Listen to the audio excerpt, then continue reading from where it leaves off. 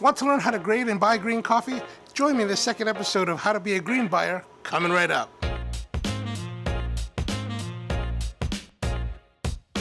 Hey everyone, I'm Jay, and today we're going to get more into green grading, what it is, and how it will help you to understand coffee and make better buying decisions. In the last episode, we were talking about getting samples, and one of the ways to buy coffee is to work with an importer. That's probably for most coffee roasters the best way to work because it saves you a lot on travel and time and money and just basically everything, because the green importer essentially takes care of everything. They find coffees, they bring them to the United States or whatever country you happen to be in. You just basically call them up and say, hey, what do you have? Send me a sample. There's a lot of importers out there, and some of my favorites, of course, are companies like Crop to Cup in New York, Cafe Imports out of Minneapolis, Ally down in the Carolinas, and a lot more others.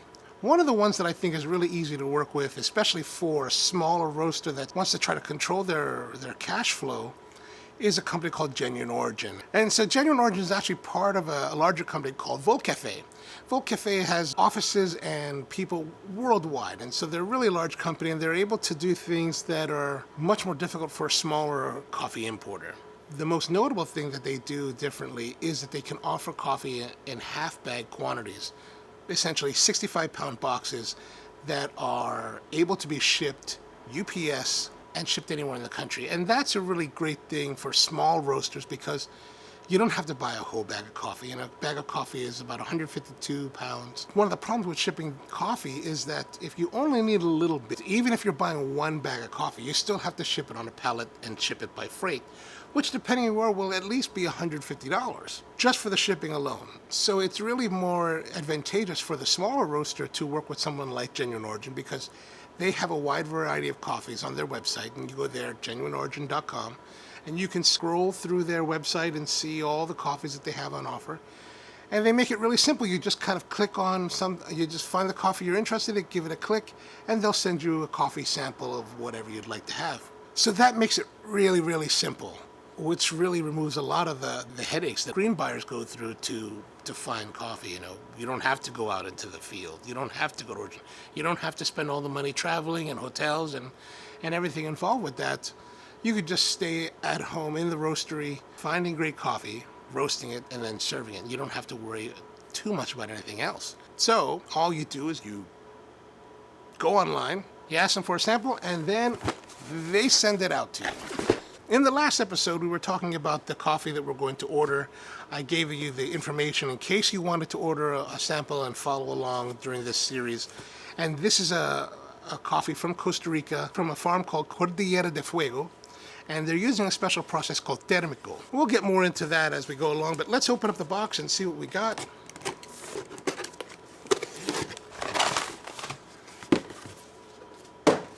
I have two samples because I also was interested in checking out this Ethiopian sample, Hambela Seresaba.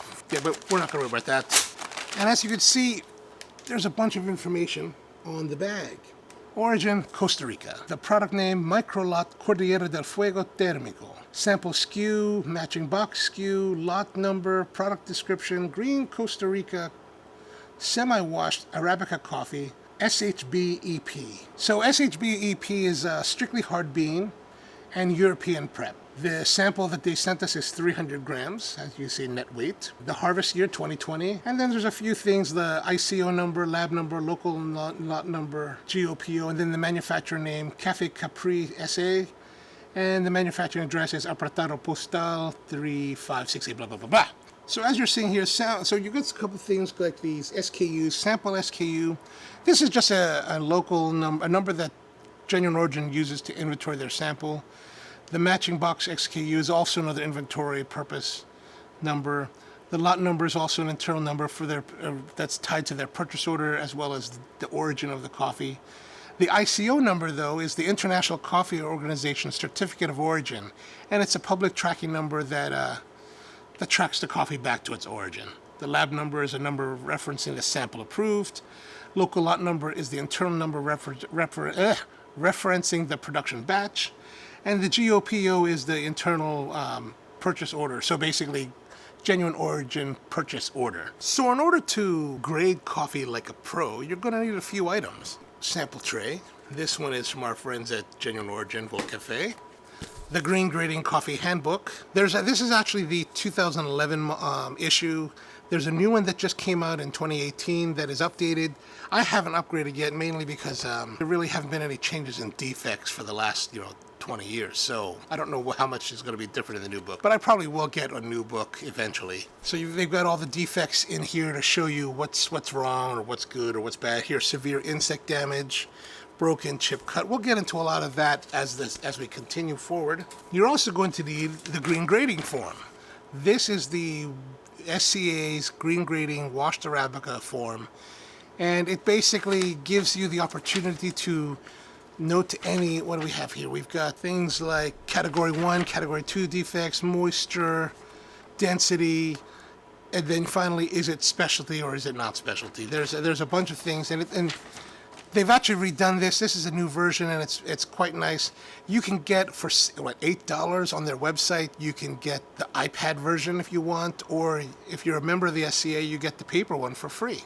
Just go to the website and download it for yourself. What you're also going to find helpful is the Green Grading Aid. You're going to use this on your desk or on your grading table, and as you find defects, just put them here so that it's just a way to keep them sorted and organized. You're also going to need a clipboard and pencil. When you have your forms on a clipboard like this, you are now professional and can be taken seriously. And if you get this cool little clip that you can put your pencil in,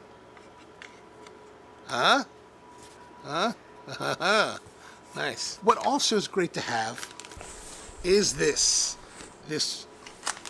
black sheet. What I'm using here is foam core, and it's black on one side and white on the other. And you get this at an art store or Michael's or something like that, craft store. And it's about, I think this one is like $15. It's a little bit pricey. The SCA does offer a poster size thing that has a black surface. You can take your green coffee and you put it here, and it gives you a better surface to work on when grading coffee. So you can see the coffee. It'll help you pick out the defects better. In addition to the defect handbook, the SCA also produces this defect poster, which basically takes the pictures that you find here in the book and puts them in a poster form so you can put it on your wall. That's pretty cool. We have it hanging in the lab here, but I personally don't use it that often, mainly because I tend to work away from where we have the poster, so it doesn't really do me any good.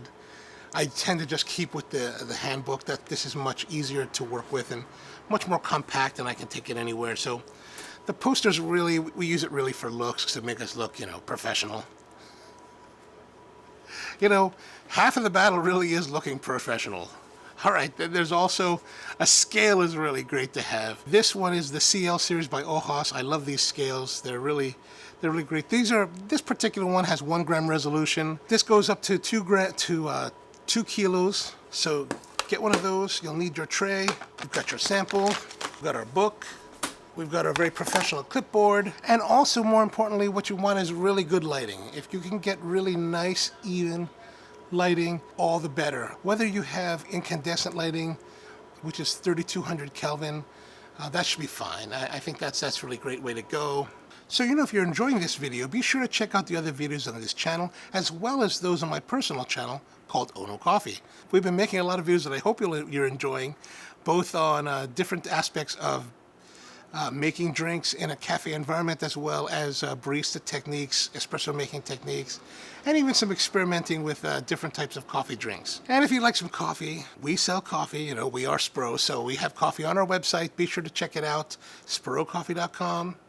We've also got a great subscription program going on where you can get coffee delivered to your door on a weekly, bi-weekly, tri-weekly, quad-weekly, some people call that monthly, subscription basis, and you can choose any coffee you want, and we even give you 10% off of the coffees whenever you order them. So it's a great way to have great coffee at your door.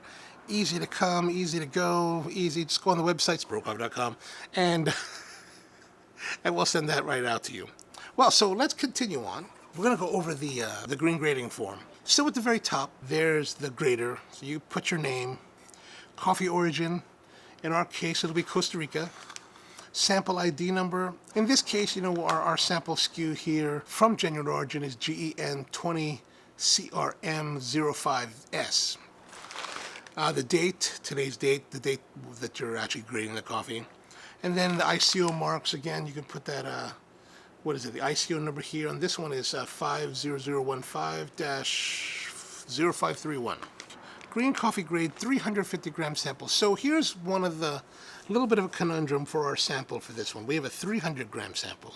The standard sample size for the Specialty Coffee Association grading technique is 350 grams. So we're actually 50 grams short. Is that a big deal? Not really. If you want, you can like mathematically extrapolate out the difference for 50 grams, but I tend not to worry too much about it, depending on what happens in the coffee. So if we happen to be checking the coffee and there's a lot of defects, then that takes more of a precedence. But if there's very low defect counts, it doesn't really trouble me as much. All right, so let's move down. Let's go to category 1 defects. So we got full black, full sour, dried cherry, fungus damage, foreign matter, severe insect damage. So basically, a category 1 defect should disqualify that coffee from being categorized as specialty. Now, category 2 defects are a little bit different in that they have acceptable amounts to create one defect. So partial black is 3 to 1. So basically what that means is that if you have 3 examples of partial black defect, that will equal 1 full defect. So basically 3 equals 1. So if you only have 1 or 2 partial blacks, we don't consider that a defect at all. It does not count until you have 3,